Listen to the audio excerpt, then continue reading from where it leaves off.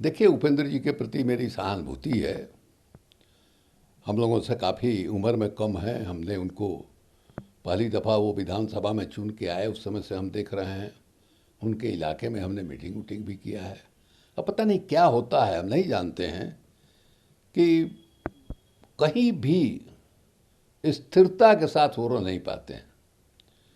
अब देखिए, उनके पार्टी का जो बिहार का अध्यक्ष था, उसी ने आरजेडी का लालटेन जो है थाम लिया।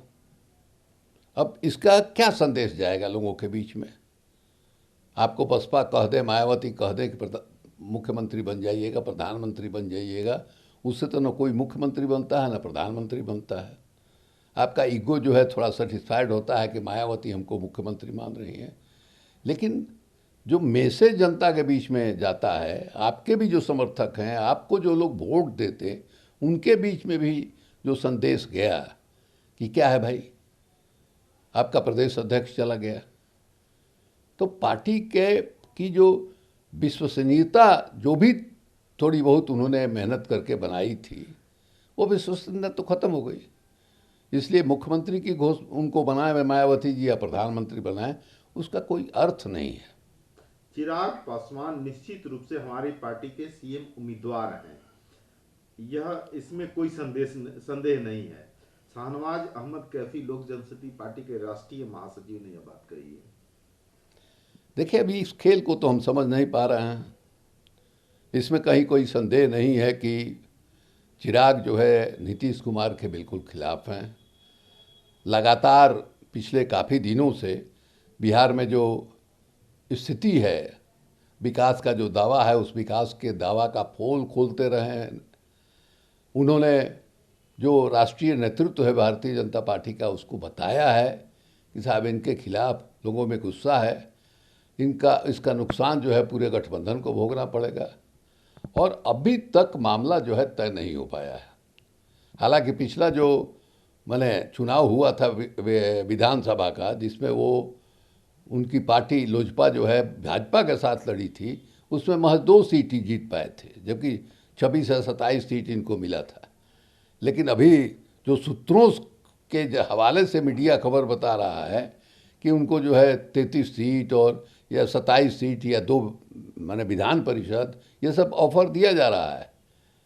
लेकिन सुनते हैं कि नहीं, 33 सीट, 3 विधान परिषद और जो है 1 राज्यसभा मांग रहे हैं।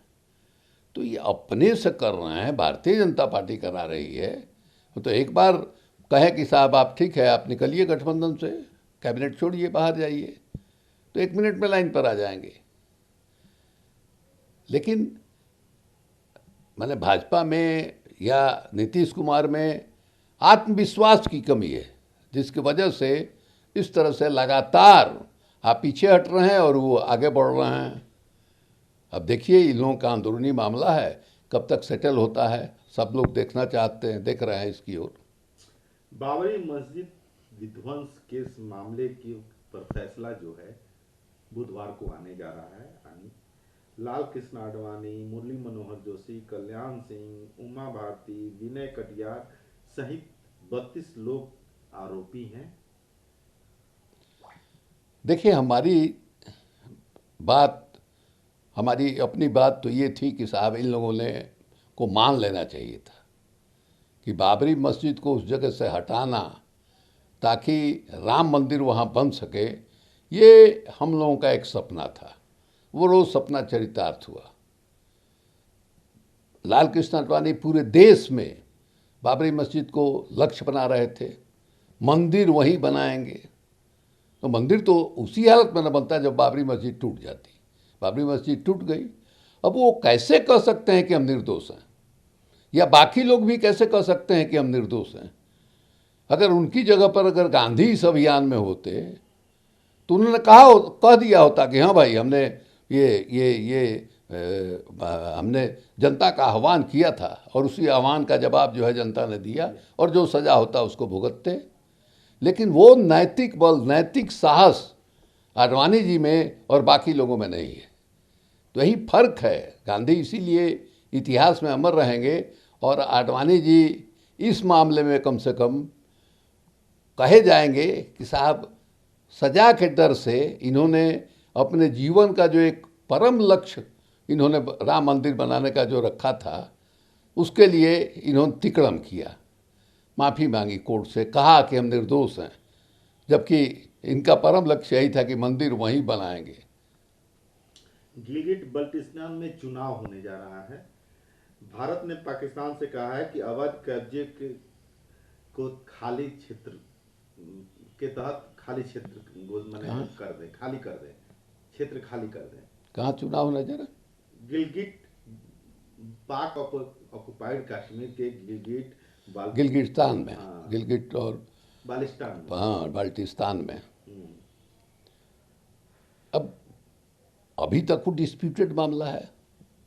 देखिए, यूनाइटेड नेशन में जो ये मामला गया, यूनाइटेड नेशन का प्रस्ताव है कि ठीक है वहाँ क्या नाम है मर्दमशुमारी कराएंगे, लोगों की राय लेंगे, वो हिंदुस्तान के अंदर रहना चाहते हैं कि पाकिस्तान के अंदर। उस समय ये होता कि पुरानी स्थिति बहाल होनी चाहिए। पुरानी स्थिति का बहाल होने का मतलब कि जिस इलाके पर पाकिस्तान ने कब्जा किया है उसको छोड़े, जिस इलाके में हिंदुस्तान ने कब्जा किया है वो छोड़े। दोनों इलाके जब मुक्त हो जाएं तब एक साथ जो है उनके अंदर कराया जाए। तो वो तो हुआ ही नहीं। पाकिस्तान ने जो है चीन को अपनी ज़मीन दे दी, अक्साई चीन दे दिया, सड़क बन गई, सब कुछ हो गया। तो स्टेटस को का सवाल कहाँ उठता है? अब वो ज़बरदस्ती हिंदुस्तान को प्रवोक करने के लिए ये चुनाव जो है वो करा रहे हैं। उनको मालूम है कि हम चुनाव कराएंगे तो हिंदुस्तान की सरकार, भारत की सरकार जो है वो छटपटाएगी। वही मकसद है इसका, और वो उसी के मकसद को पूरा करने के लिए चुनाव जो है करा रहे हैं। भारत और पाकिस्तान के बीच अभूतपूर्व उत्तेजना बना हुआ है। चीन का कहना है कि वह लद्दाख के अवैध रूप से स्थापित केंद्र शासित प्रदेश को मान्यता नहीं देती है। देखिए, सारा जो चीन का जो खेल हो रहा है उस इलाके में, वो उसी के चलते हो रहा है। और इस बात की आशंका थी जिस दिन उन्होंने 370 हटाया, 370 हटाने के बाद जो है उन्हें राज्य को विघटित कर दिया, लद्दाख को अलग जो है केंद्र शासित इलाका घोषित किया, जम्मू और कश्मीर को अलग किया। उसी समय आशंका व्यक्त की जा रही थी कि वही इलाका है जिस इलाके में 1962 में चीन आया था। वहाँ लेह के पास जो तवांग बौद्ध लोगों का जो मठ है, वहाँ तक चीनी फौज आई थी। हम उस मठ में गए हैं और बौद्धिस्टों के लिए वो बहुत ही पवित्र स्थान है। तो वो इलाका एक समय चीन ने कब्जा किया था, कई दिनों तक कब्जा किया रहा, उसके बाद वो हटा है। तो इस बात की आशंका थी और वो सच साबित हो रही है। कश्मीर के अंदर भी इनकलाब बने हिंदुस्तान का झंडा थामने वाला आदमी जो है खोजने पर नहीं मिलेगा। फारूक अब्दुल्ला जो कह रहे हैं वो बिल्कुल ठीक कह रहे हैं। तो 370 आपने हटा दिया, मैंने भंग कर दिया, आपने उस राज्य को ख़त्म कर दिया, नक्शे से मिटा दिया। और उस हालत में जबकि संविधान कहता है कि नया कोई राज्य बनेगा या राज्य के भूगोल में तब्दीली होगी तो वहाँ के विधानसभा से सहमति लेकर होगी, और विधानसभा वहाँ नहीं थी। आप कह रहे हैं कि जो गवर्नर हैं उन्हीं में विधानसभा समाहित थी। तो वहाँ के लोगों के बगैर राय के लोगों को अंधेरे में रख करके आपने जो कुछ किया है, ये झंझट जो है बढ़ने वाला है, ये आशंका है। अब सरकार को तैयार रहना पड़ेगा जो परिस्थिति है उसका सामना करने के लिए। महाराष्ट्र के होम मिनिस्टर ने एम्स के मैंने सुशांत सिंह राजपूत के एम्स के विशेषज्ञ रिपोर्ट पर कहा है कि एम्स ने कहा कि सुशांत सिंह राजपूत के शरीर में जहर का कोई अंश नहीं है पाया गया है। एक राष्ट्रीय दल ने बिहार चुनाव से पहले राजनीतिक लाभ के लिए महाराष्ट्र और मुंबई पुलिस को बदनाम करने की कोशिश की। बिहार के पूर्व डीजीपी गुप्तेश्वर पांडे ने राजनीतिक लाभ के लिए भी इस्तेमाल किया। देखिए, अभी तक सीबीआई इतने दिनों से जांच कर रही है कि ये मौत जो है आत्महत्या है या हत्या है। उनके परिवार के लोगों ने, सुशांत के पिताजी ने आरोप लगाया कि वो लड़की जो जेल में बंद है रिया, वो उसने कितना करोड़ रुपया, 15 करोड़ रुपया जो है इसका निकाल लिया। इतना दिन हो गया अभी तक सीबीआई को ये पता नहीं चला। 15 करोड़ रुपया कहीं घर में तो नहीं रखे होंगे। वो तो कहीं ना कहीं बैंक वगैरह में ही रहा होगा, वो इनकम टैक्स पे ही आदमी थे। तो अगर उसने रुपया लिया होता तो अब तक तो आसानी से पता लग गया होता। दूसरे, उस लड़की का बयान है, रिया का बयान है कि हम उसके 4 दिन पहले से हम वहाँ उस घर से निकल चुके थे, उनकी बहन वहाँ थी।